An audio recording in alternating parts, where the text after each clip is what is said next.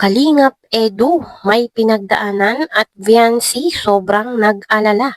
Ano po kaya ang nangyari? Ating alamin at pag-usapan ngayong araw.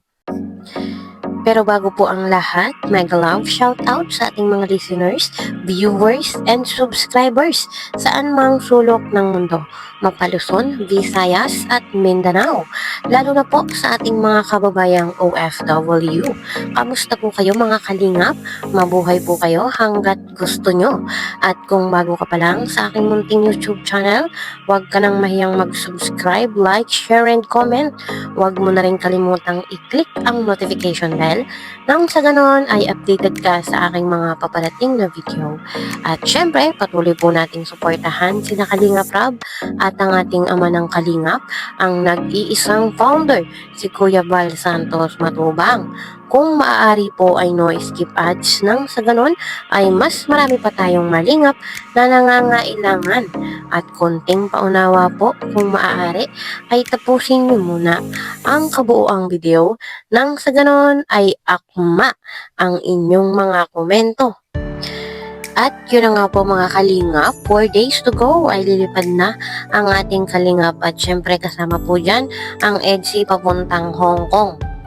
So excited na po ang lahat at talagang kaabang-abang kung ano ang magiging kaganapan. At ngayon nga po mga kalingap ay naghahanda na sila papuntang Hong Kong, yung mga pwede nilang dalhin, mga pang OOTD, yung pangmalakasang outfitan. Ngayon ay hindi ko alam kung malamig pa rin sa Hong Kong. Yung mga taga Hong Kong po dyan, ano po bang panahon na ngayon dyan? Mainit na po ba or malamig pa rin? Para sana magamit na ni DB Viancy yung mga boots na ipinadala sa kanya. Yung mga jacket na makakapal, yung may mga balahibo. Yun ang magandang outfitan pag malamig ang panahon. Yun nga po mga kalingap, kung si wifey ay naghahanda, syempre si hubby ay may paghahanda ding ginagawa. At yun nga po mga kalingap ay nagpaalis si Papa Eds ng mga skin tags sa mukha. Yung pong warts, pinaburn niya po. Nagpa-facial ang papa mo Eds, nagpa-pogi para nga naman pagdating nila ng Hong Kong ay maraming magkakandara pa sa kanya. Nako, charot lang.